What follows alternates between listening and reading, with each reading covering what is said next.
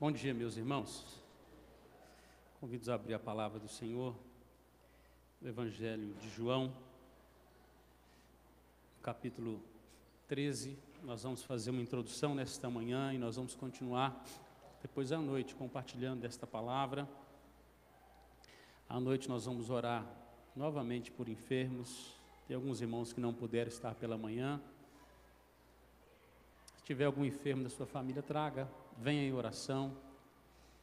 Creia que Deus pode operar. Amém?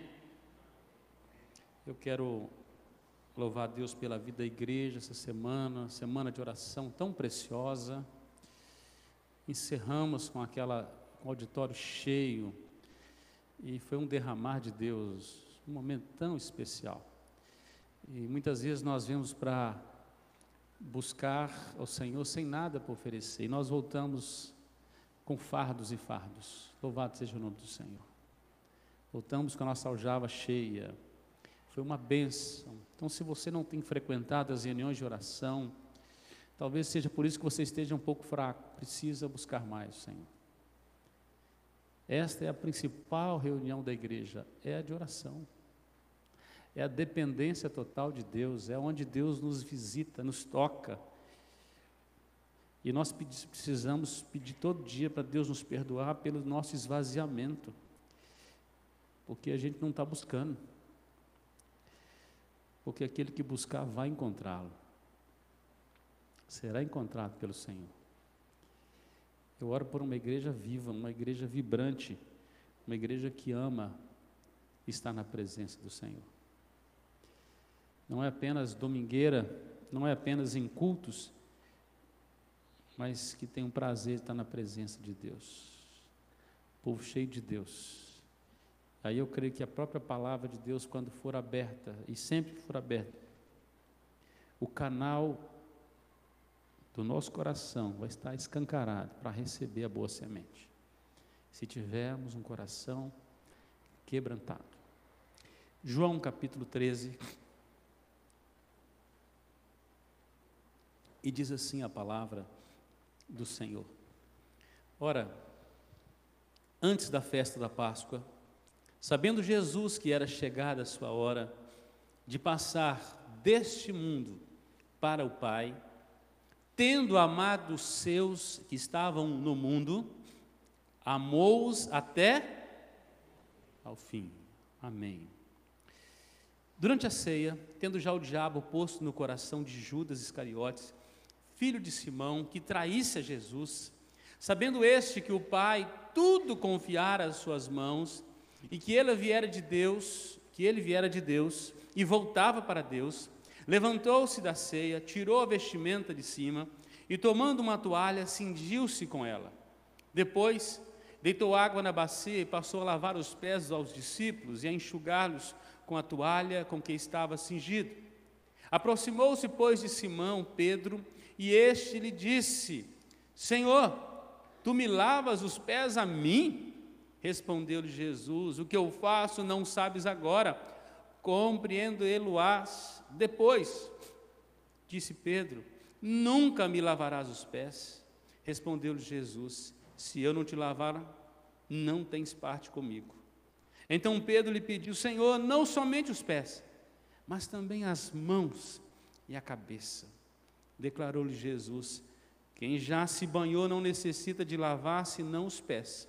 Quanto ao mais, está todo limpo. Ora, vós estáis limpos, mas não todos. Pois ele sabia quem era o traidor. Foi por isso que disse: nem todos estáis limpos. Do verso 12 ao verso 20, juntos, vamos lá? Depois de lhes ter lavado os pés,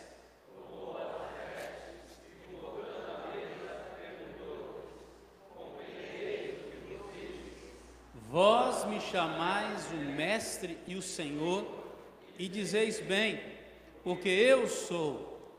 Ora, se eu, sendo o Senhor e o Mestre, vos lavei os pés, também vós deveis lavar os pés uns dos outros. Porque eu vos dei o exemplo, para que, como eu vos fiz, façais.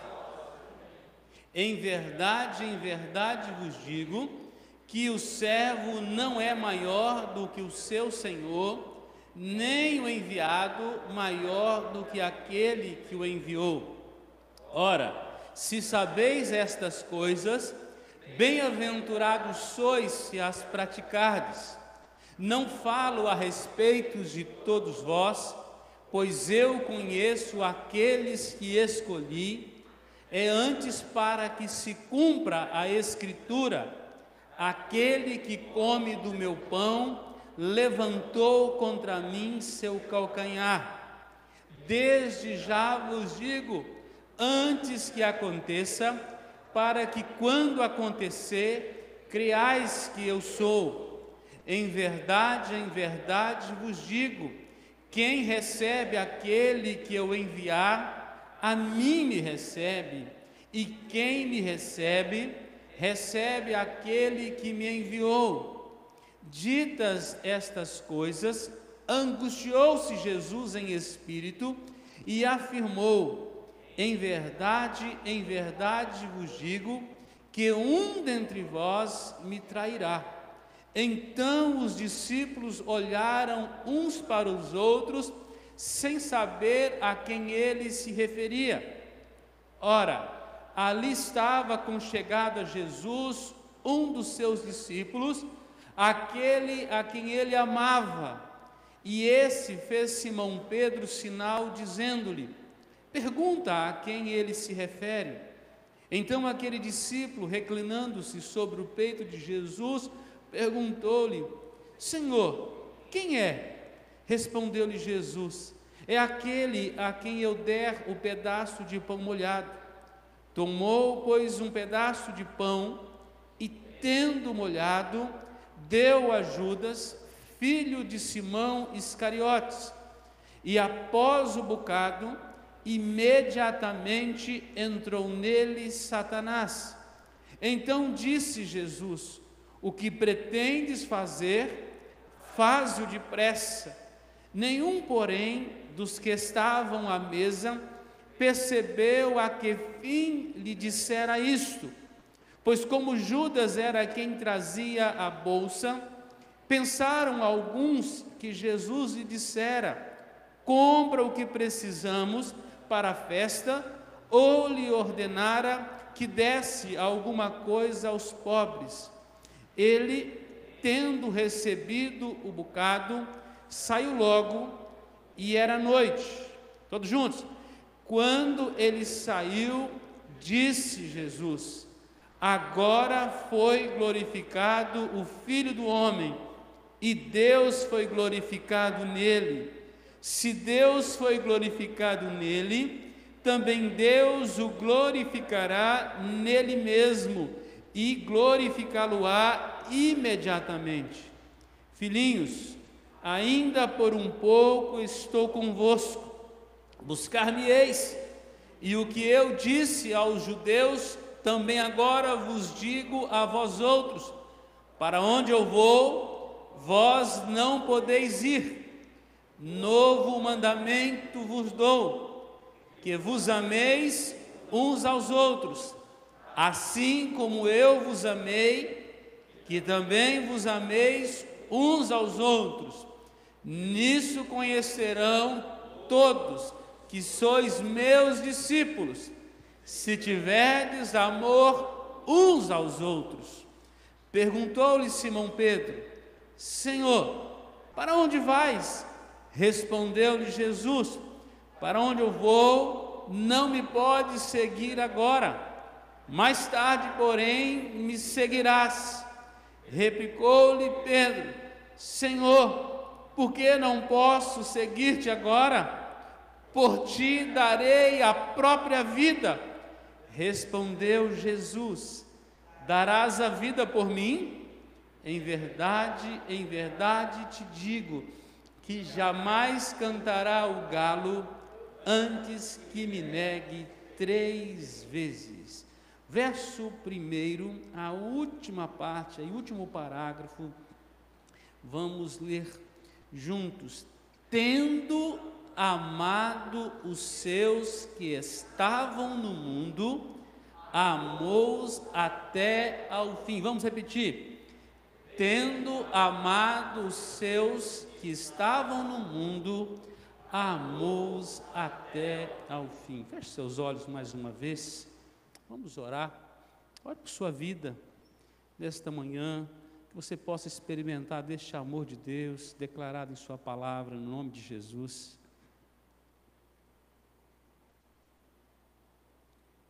Pai, nós te louvamos, nós te bendizemos. Esta porção que nós lemos é muito rica e muito preciosa, é a palavra do Senhor. E o nosso coração está sedento nesta manhã, Senhor, neste dia. Fala conosco, Senhor. Fala o nosso coração. O Senhor é aquele que conhece, que sonda, que identifica as necessidades. Nesta manhã precisamos experimentar mais do Senhor, ó Pai. Precisamos te conhecer mais. Dá-nos fome, dá-nos sede de Ti, Senhor, no nome de Jesus. E que o ladrão da semente não tenha vantagem sobre nós, mas que o Teu Espírito, e somente o Teu Espírito, ó Deus, conecte a palavra do Senhor à nossa realidade, à nossa vida, em nome de Jesus. Amém. O amor em movimento. Esse é o nosso tema neste dia. Diz o texto, tendo amado os seus que estavam no mundo, amou-os até ao fim. Amados, nós vivemos numa sociedade que o amor tem se esfriado. E é resultado também das últimas coisas. Diz que nos últimos dias o amor se esfriaria de quase todos, a não ser dentro da igreja. Louvado seja Deus, porque ainda há o amor. Então, em resultado desse amor que tem se esfriado, o que se tem vivido é um amor interesseiro, um amor passageiro, superficial, um amor apenas de aparência. A sociedade de hoje conhece talvez o amor conceitual, o que se define a respeito do que é o amor, algo muito estático, muito inerte, sem vida, sem expressões, sem sacrifícios, sem abnegação. E muitas vezes, quando se fala em amor, se espera em retorno, em troca, como se fosse uma compra do amor. Jesus, nesta passagem, revela o amor em movimento. Eu fico muito preocupado, às vezes, que a gente lê a Bíblia observando apenas esses títulos em negrito, porque nos induz já a ter uma interpretação do texto. E nos leva a perder a essência do texto, de olhar para a realidade do todo, o porquê estava se revelando esta passagem das Escrituras ao seu povo. Por que João, no final de sua vida, escreve este evangelho e esta porção, e ele lembra deste fato, deste momento. Então a gente precisa ler a Bíblia toda, de preferência não conduzido pelos títulos em negritos, mas ler as porções, reler, ver os verbos que se repetem, perguntar para o texto o porquê, quando, onde, como, o que isso tem a ver com a minha vida, aplicar. A palavra de Deus, ela é viva e eficaz, e ela precisa ser tocada, ela precisa ser clamada, ela precisa ser perguntada, porque ela tem respostas para o nosso coração. Então Jesus, nessa passagem, ele revela o amor em movimento, o amor em meio às circunstâncias, o amor não correspondido. Ele amou profundamente, mas não foi amado na mesma proporção. Assim como Deus também nos ama.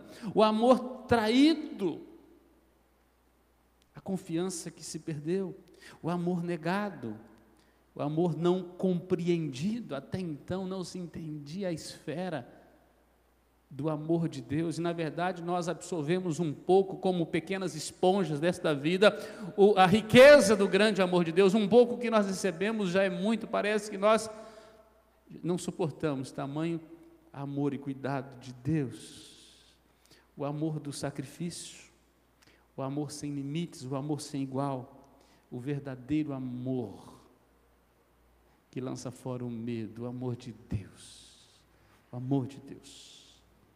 Jesus não amou seus discípulos porque eles estavam correspondendo ao amor que ele vinha demonstrando e que ele vinha ensinando. Não foi por isso que Jesus amou. Jesus não amou seus discípulos porque eles estavam compreendendo ou expressando esse amor de uns para com os outros. Mas eles iriam um dia compreender. Eles iriam aprender um dia a expressar esse amor. Afinal de contas, eles só seriam conhecidos pelo amor. Pelo amor. Jesus não amou seus discípulos porque eles estavam vivendo de acordo com o amor recebido, mas mesmo em detrimento deste amor não correspondido, deste amor não compreendido, desse amor não vivido, ele os amou, e diz o texto que o amou até ao fim. Jesus não ficou devendo nem um centavo do amor necessário a ser expresso por nós. João narra que na véspera da Páscoa, um dia antes, ou dias antes, à beira da cruz Jesus estava. Interessante é que Jesus ele está concentrado na sua missão. E ele resolve tomar a última ceia com os discípulos, depois de 3 anos e meio de um ministério dinâmico, cheio de manifestações do poder de Deus, cheio de ensinos apostólicos. Afinal de contas, ele estava fundamentando os apóstolos para que através deles a igreja fosse fundamentada. A campanha da cruz está chegando ao fim. A missão está sendo concluída, mas ela está chegando exatamente no seu ponto mais alto. Foi para isso que ele veio. Jesus não podia se distrair. Como nós falamos no domingo passado, nem aos gregos ele deu atenção. Ele estava focado na sua obra, em completar a sua missão, de nos resgatar, de pagar o preço pelos nossos pecados, derramando seu sangue precioso na cruz do Calvário, nos comprando de vez por toda a eternidade e provando o seu amor que não tem medidas, o amor imensurável de Deus. Diz o texto, e você podia dar uma olhada para o texto nesse momento, versículo 3, que durante a ceia, interessante que os evangelistas Mateus, Marcos e Lucas narram a cerimônia da ceia, a transição entre a Páscoa dos judeus e a ceia do Senhor. Aquele que instituiu a Páscoa é o mesmo que agora cumpre a Páscoa em si mesmo e institui a ceia. Mas João não narra a ceia em si, mas narra o que acontece, aquilo que ele observou. E João escreve depois dos demais evangelistas. Ele escreve com a mente de que ele esteve ali, de que ele participou daquele momento, de detalhes que os demais evangelistas não narraram. E se os demais já tinham escrito, ele não escreve aqueles detalhes. Ele resolveu não colocá-los. E o versículo 3 diz que durante a ceia, o diabo já tinha posto no coração de Judas, de que ele deveria trair Jesus. O versículo 2 e o versículo 3 diz assim: durante a ceia, tendo já o diabo posto no coração de Judas Iscariotes, filho de Simão, que traísse a Jesus, sabendo Jesus tinha noção, tinha ciência do que estava acontecendo, ele sabia o que viria adiante, de que a sua missão estava a se cumprir, cada passo estava sendo dado dentro de um plano cronometrado, proposital, daquilo que o Pai tinha planejado na eternidade para aquele momento. Então Jesus estava dentro de uma agenda de Deus. Diz o versículo 5 que ele se despiu da veste principal, ou da veste de cima, cingiu-se com uma toalha, deitou água numa bacia, e ele passa a lavar os pés dos seus discípulos. É importante entender o que se passa aqui. Todos os que iam para as festas, vinham banhados, com a melhor roupa, na sua melhor condição, cheirosos, afinal de contas era uma celebração, e era uma festa importante. Todos vinham banhados. Era costume também de que nas portas das casas dos judeus sempre houvesse talhas cheias de água, e à porta estavam sempre servos, escravos, que tinham uma função de lavar os pés dos hóspedes. Afinal de contas, o terreno, as estradas não eram asfaltadas, eram empoeiradas. E quando chovia, eram barrentas. Então, antes de entrar nas casas, o que se fazia para receber bem? Ali os escravos lavavam os pés, e somente os pés daqueles que entravam. Então não era necessário lavar nenhuma outra parte do corpo, a não ser os pés. Mas naquele dia não tinha escravo na porta. Não tinha gente para lavar os pés. Todos entraram. Estavam com os pés sujos. E aquilo que seria a obrigação da quem estava hospedando, dos escravos que trabalhavam, que ficavam a servir, diz que o Rei dos Reis e Senhor dos Senhores toma lugar dos escravos e servos, e de maneira humilhante e humilde, ele passa a lavar os pés dos discípulos.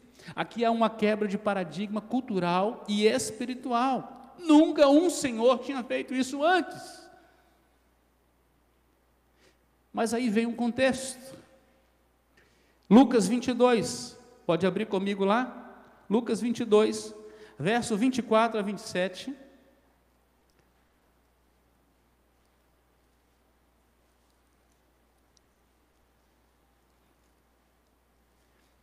É importante a gente entender o texto e o seu contexto maior. Verso 24 a 27. Vamos ler juntos? Está aí na tela. Suscitaram também entre si uma discussão, mas Jesus lhe disse: os reis dos povos dominam sobre eles, e os que exercem autoridade, mas vós não sois assim. Pelo contrário, o maior entre vós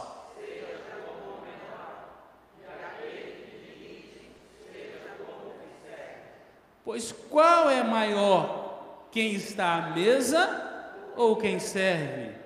Porventura não é quem está à mesa? Pois no meio de vós eu sou como quem serve. Interessante que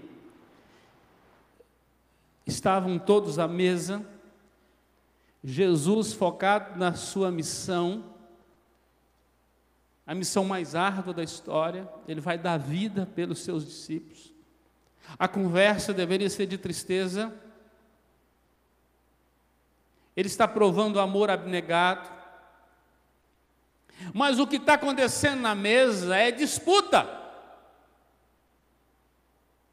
Os discípulos estão querendo saber quem é o mais importante, quem é o mais proeminente, quem é o maior. Estão totalmente desfocados da missão de Deus. Estão preocupados com outras coisas superficiais. E muitas vezes estas coisas tomam o lugar da principal na vida da igreja. Há muitos crentes hoje que estão assim. Estão mais preocupados com a toalha da mesa da ceia do que com os perdidos lá fora. Mais preocupados com o terno que o pastor vai vestir ou não vai vestir, por que o pastor não está de terno hoje, do que com a proclamação. Está mais preocupado com a veste do coral do que com a própria vida espiritual. Está se perdendo nas coisas superficiais. Está mais preocupado em ser reconhecido. E isso é um drama para nós pastores, porque todas as vezes que alguém serve bem, se a gente não dignifica, não honra, possivelmente esse fica chateado. E nós nunca lembramos todo mundo. Sempre tem alguém que fica com raiva do pastor, porque o pastor não lembrou. Foi a irmã que preparou as flores, foi o irmão que arrumou o som, foi o irmão que fez isso, aquilo outro. Tem muita gente mais preocupada em ser reconhecido pelos seus bons trabalhos prestados na igreja do que em agradar a Deus.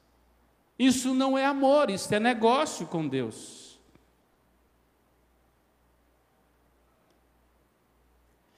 Quando Jesus começa a lavar os pés, há uma inquietação. Aquela discussão passa a mudar. Os que estavam preocupados em disputar posições no pódio de Jesus, agora estão chocados, porque aquele a quem eles queriam sentar ao lado está fazendo o trabalho mais humilhante que qualquer um deles poderia ter feito. Há uma inquietação. Como o Senhor pode se humilhar tanto? Como pode o mestre servir as mesas? Aquele que deveria estar sendo servido, ele está servindo. Como sempre, nós temos um personagem entre os discípulos. Pedro é tudo ou nada. Pedro pensa com a língua, sabe? Pensa, já saiu, né? Já expressou. Ele precipita sempre. Mais uma vez, está o Pedrão aqui, versículo 6. Quando Jesus se aproximou de Pedro, Pedro faz uma pergunta de reprovação. Ele diz: Senhor, tu me lavas os pés? A mim? De jeito nenhum. De jeito nenhum. O Senhor não pode fazer isso, está errado. Está errado. A mim?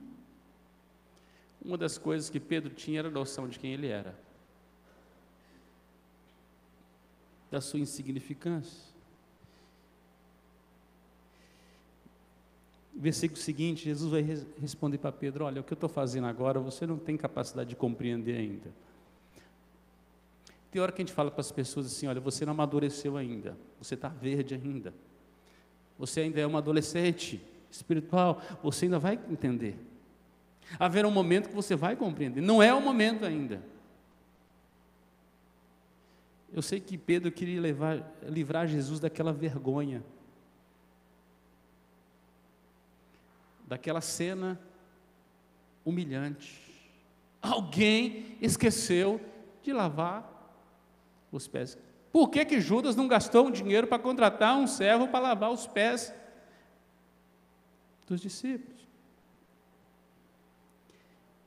E no versículo 8, Pedro nega ter seus pés lavados. Ele vai dizer assim, como é que ele diz aí no texto? Nunca me lavarás os pés.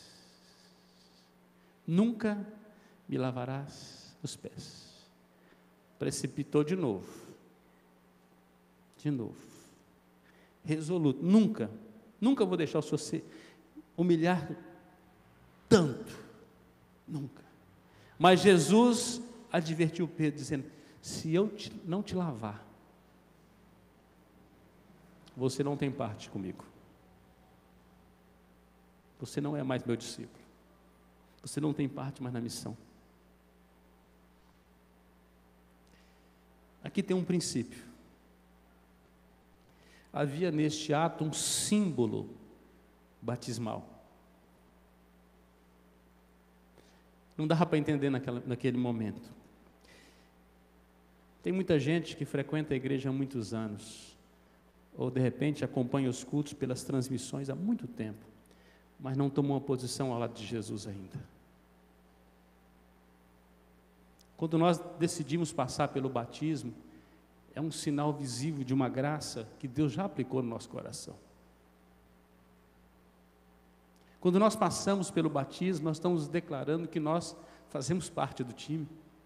Nós estamos declarando ao mundo de que nós passamos por um lavar regenerador do Espírito, que a obra do Espírito aconteceu na nossa vida, e de que nós somos nova criatura, nós estamos entrando para o time de Deus. Talvez você veio que nesta manhã você está em cima do muro,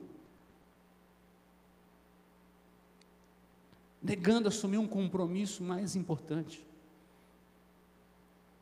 No próximo final de semana, sexta-feira e sábado, o presbítero Cleito com a equipe vai estar ministrando a classe de batismo. Talvez seja a sua oportunidade de você fazer esse intensivo, procurá-lo hoje.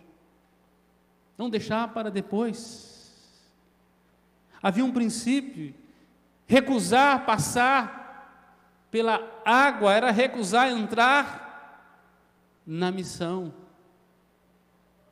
O batismo é sinal da família da fé, de entrada na família da fé. Sem o batismo você não tem parte na igreja de Jesus. Pastor, mas aquele bandido na cruz não foi batizado, não deu tempo, irmão. Quer ficar no lugar dele?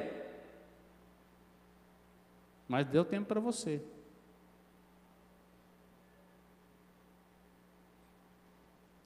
Interessante que Pedro agora, verso 9 e 10,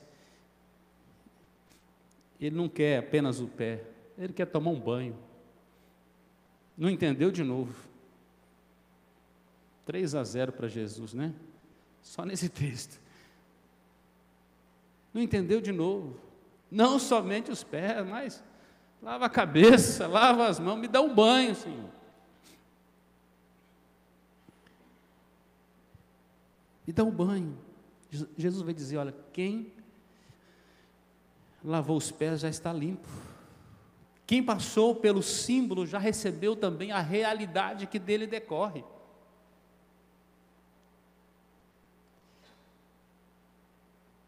Quem deu a introdução na família da fé recebeu o milagre espiritual. O símbolo externo era apenas um sinal. Jesus não estava preocupado com a higiene do pé daqueles homens, ele estava trazendo princípios. Princípios. Verso 11.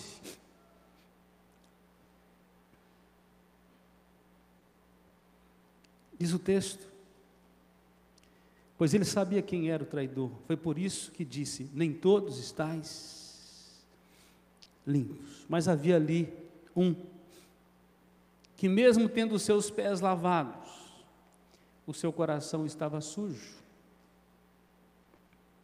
Um outro princípio está fixado aqui: o rito não salva, quem salva é Jesus.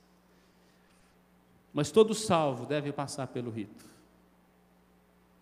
deve receber esse símbolo espiritual. Com essa ação, Jesus estava demonstrando seu amor em movimento. No culto da noite nós vamos trazer várias aplicações. Vale a pena você estar aqui em nome de Jesus. Você vai conhecer um pouquinho de como Deus nos ama. Vamos ler novamente o versículo 1. Tendo, vamos lá, verso 1, a última parte. Tendo amado os seus que estavam no mundo, amou-os até ao fim. À noite nós vamos conversar nesse texto e fazer as aplicações. Então não falte, senão você perdeu tudo. Vamos ficar de pé? Vamos orar?